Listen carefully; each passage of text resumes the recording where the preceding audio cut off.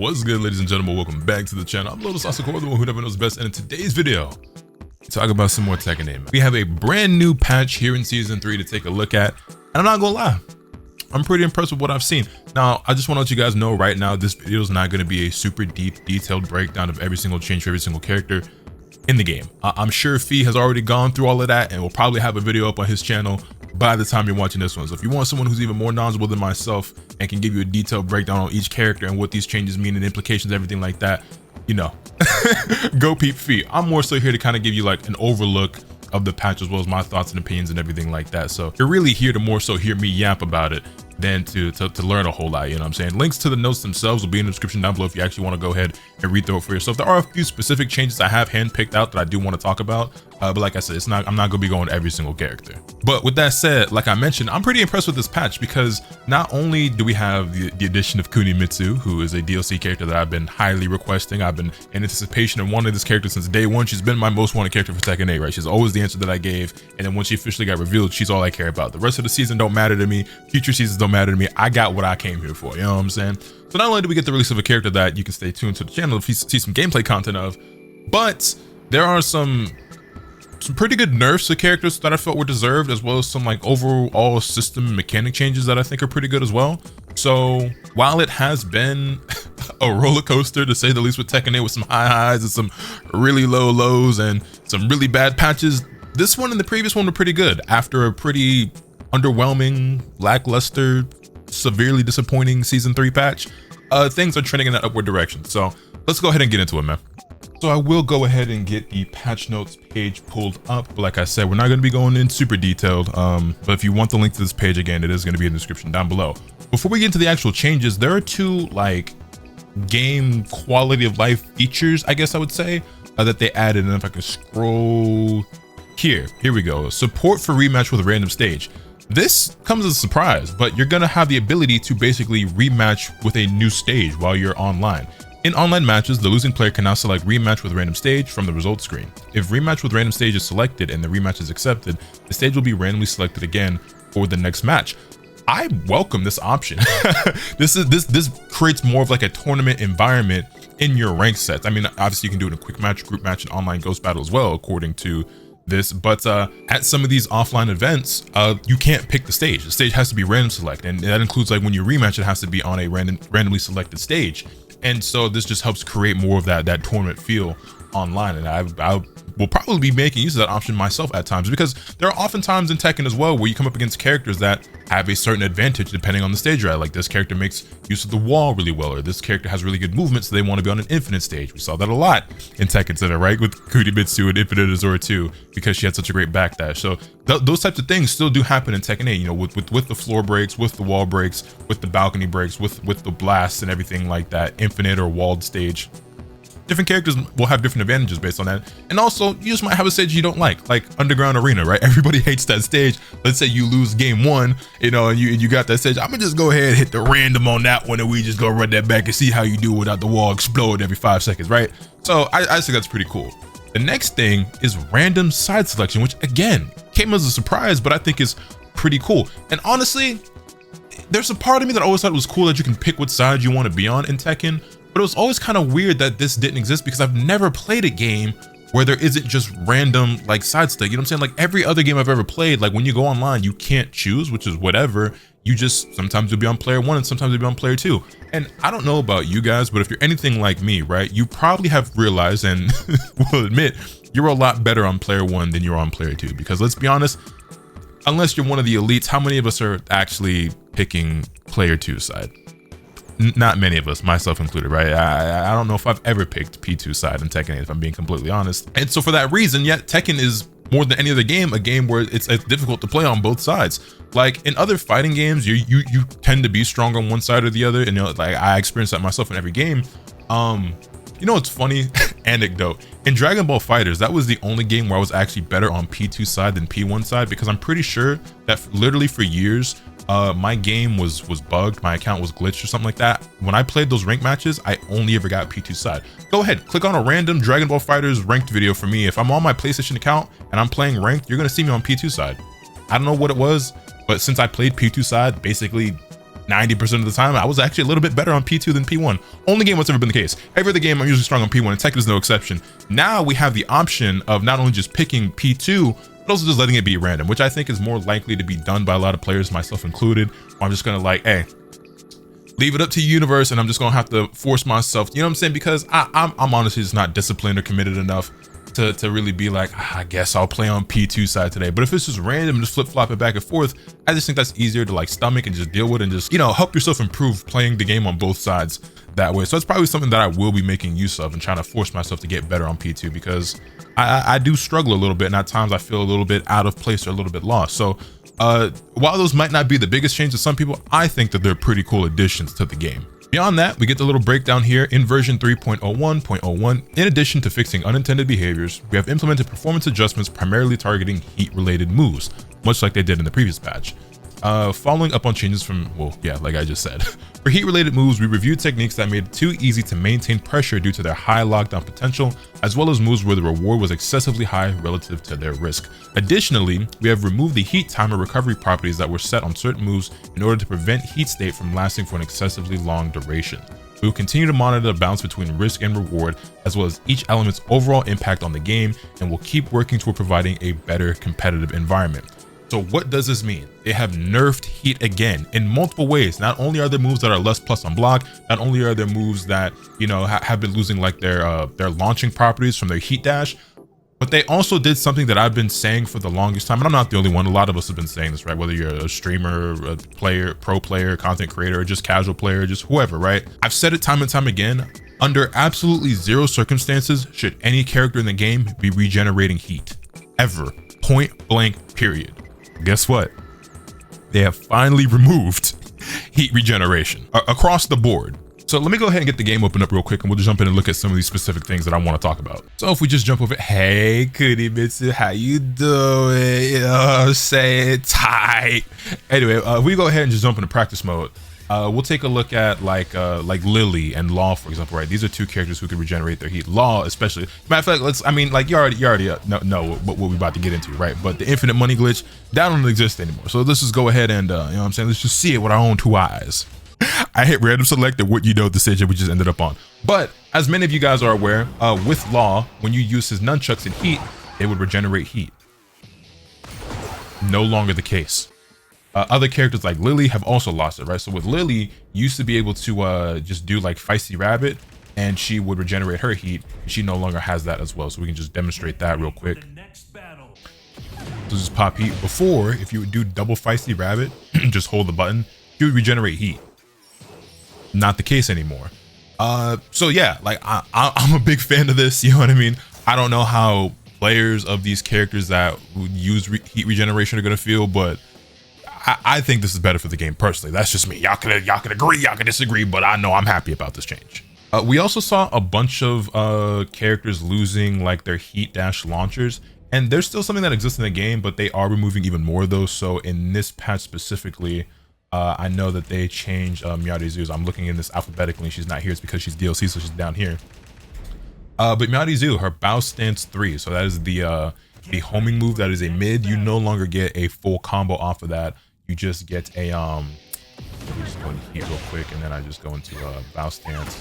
You just get a follow-up. So for her, that'd be her QCF1. Would you still get a decent amount of damage? I mean, 56 damage, that's still pretty good. And obviously, you know, using it a heat dash on block, still plus everything like that. But yeah, you no longer get a full combo off that, which they had already removed one of those from her in the first place, because in the previous patch, she lost this one. This one also used to give you full combo, but now you just get a follow-up. So again, still really strong. I mean, I think, you know, still getting this 55 damage, I ain't mad at that at all. And the combo was pretty ridiculous that you did get. You get like multiple up threes into, yeah, you know what I'm saying? Like you just, it was silly. It was silly. So that just seems to be the trend. Again, just, you know, weakening heat in general, just making it less powerful, less obnoxious, less toxic to deal with, and just taming down the system overall, which is what we've been asking for from the beginning. Like heat as a system didn't have to be as toxic as it was, and I don't even think that many Tekken players would have been so opposed to it if it wasn't so just egregious like it was. It does make me ask, where do we go from here with a lot of these changes, right? Because we're gonna look at a few more, but now that the game has been toned down from a mechanic standpoint, you know, from a system standpoint with heat, how do we continue to improve the game and make things better? We'll talk more about that a little bit later, I think. But the next thing I kind of want to get into is like how they're just making some of these moves like less plus on block. And I think a perfect character to demonstrate this with is Lydia, who a lot of people have been saying, myself included, seems like she could be one of, if not the strongest character in the game. And I mean, I guess that's kind of backed up a little bit by the fact that Farzine just won Combo Breaker with her. Now, obviously, a player winning a tournament with a character does not mean that they are, in fact, the best character in the game. But it probably is a sign that they're pretty strong, right? But you've been hearing the whispers lately that Lydia was top tier even a couple patches ago. And now it's like, well, Anna got nerfed, Nina got nerfed. Some of these other characters have been toned down. Brian's still there. Oscar got nerfed. But Lydia relatively untouched until now. So it's like, okay, Lydia's probably the dumbest character in the game. And one of the things that was like really obnoxious with her is that when she's in heat, obviously you do like a heaven and earth. So what it is, you do like this heaven and earth too, right? Let me go ahead and make Kazuya block. This move used to be, hold on, let me double check the notes. +6. This move used to be +6 on block, right? Which is pretty powerful.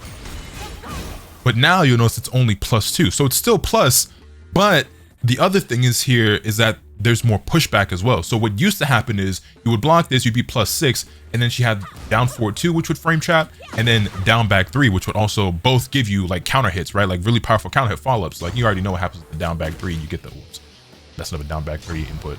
With down back 3, you get this, right? And then obviously, you know, down forward 2 gives her a follow-up on counter hit as well. Very, very powerful stuff. But now, if I set the bot to just block and then we have them do a backdash, right? Just set the bot to do a backdash and just make sure they're doing that properly. All right, cool. So now, once he blocks the heaven and earth 2, he's going to backdash, and I'm going to do the down forward 2. I'm going to try again with the down back 3, and let's just watch what happens, right? So pop the heat, boom. Oh, let's try it again. All right, pop the heat, heaven and earth 2. They both whiff now. Now, obviously, it doesn't make this completely null and void, but it's not just as turn your brain off.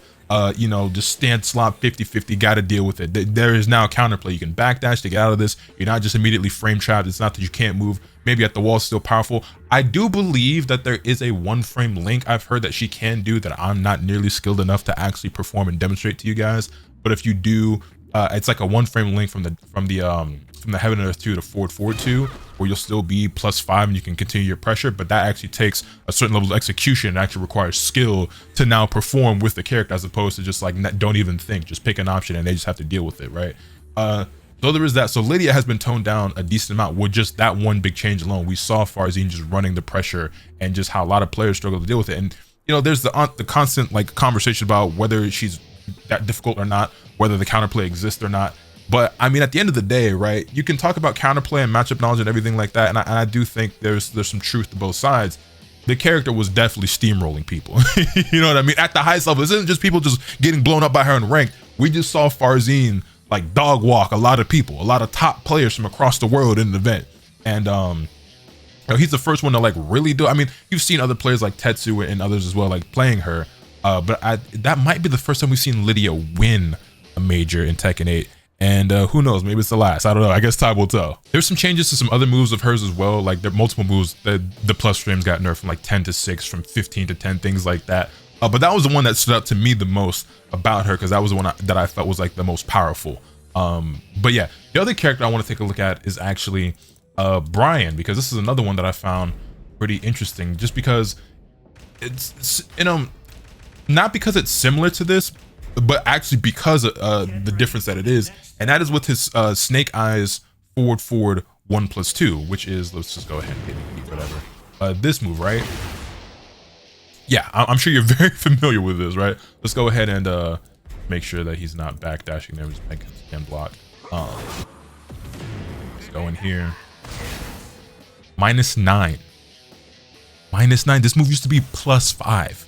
This used to be +5 on block, meaning that not only was it not your turn after blocking this move, but Brian essentially is getting a mix-up. So basically, now we go from Brian getting a mix-up to him losing his turn entirely. And at -9, like, you can't be gimmicky either. And like, nah, your turn is over. I mean, it's Tekken at the end of the day, and people are so like you can still try to mash something, but like basically your turn is essentially over at -9. There's not too many things you're gonna do that are gonna get you to steal your turn back with that one. So in that sense, it's completely different because at least with Lydia, there still is a certain level of like execution that if you do this, you can still do, you know what I'm saying? But it's like that goes from being like a forced 50-50 situation where you don't really have too many options. You kind of just how to hold that to this is a situation where it's completely different, where it's like, nah, he just straight up loses his turn now. You know what I'm saying? And that was the common thing I feel like you would see all the time in this game, where it's like you would make a read on what your opponent would do, or you would block a certain action and be correct and still get forced into a mix-up. It's like, damn, bro, like I what is my reward for like being correct about what my opponent is about to do? It's having to guess again, and that's the case less and less as we continue on in this game. So I just thought that was really cool and really interesting, and again a pretty good change. I'm sure the Brian players won't be very happy about it, but you know, who cares? Unless your name is Nee or Tone or Jimmy J Tran. Actually, Brian players are all really cool. I really like this character, but obviously he's pretty silly. But yeah, those are like some of the big things that stood out to me about this patch, where it's like, okay, we're continuing to nerf heat even more. We're losing heat dash launchers. Characters are losing like their turn off your brain 50-50 stance slot mix-up stuff. Characters are losing their plus frames where they probably shouldn't have it in the first place. Damage is also getting toned down on a lot of these moves. Even if characters are still plus, it's a lot less plus. Some characters aren't plus at all anymore and are completely losing their turn. You know what I'm saying? So I think things are continuing to trend in the right direction. We've also seen an increase in the amount of heat that characters use when they're using some of these buffed up heat moves, as well as the loss of heat regeneration basically across the board for every character. So that takes me back to what I was saying before about like what other changes do we need in the game at this point. And it makes me think about a tweet that I saw from Nee that I will go ahead and get pulled up on screen for you guys if I can. I got it, so let's go ahead and jump over to the monitor. And here, I hope that in a future balance patch, Tailspin will be changed so that every character can only use it once per combo. It's one of the main reasons combos have become so long, and I think it creates imbalance because some characters can only use it once, some can only use it again after heat burst, while others can use it twice even without heat burst. Hopefully it happens someday. Obviously, combo damage and combo length has been a hot topic of conversation in Tekken 8. We've addressed it multiple times on my channel. I've seen it come up time and time again on Twitch, on Twitter, on YouTube, during events and everything of the like. And I don't have a problem with long combos necessarily, but I do think it would probably be healthier to not be able to do 2-3 tail spins per combo, and if everybody could only do one, or if you do have one character that can get a second one, but it's a high execution thing that you actually have to, you know, be pretty skilled at in order to do, like maybe I could get behind that, but it's not really the case right now. You know what I mean? And I would even go so far as to say, and I think some people would agree, that like maybe heat burst just shouldn't even bound, like it shouldn't even like give you a follow up so that you can get a full combo when you catch somebody out of the air and things like that, right? That's the whole thing. So there's definitely still changes that could be made to the game. The tailspin one is certainly one. I'm of the opinion right now that too many matches are still ending in timeout.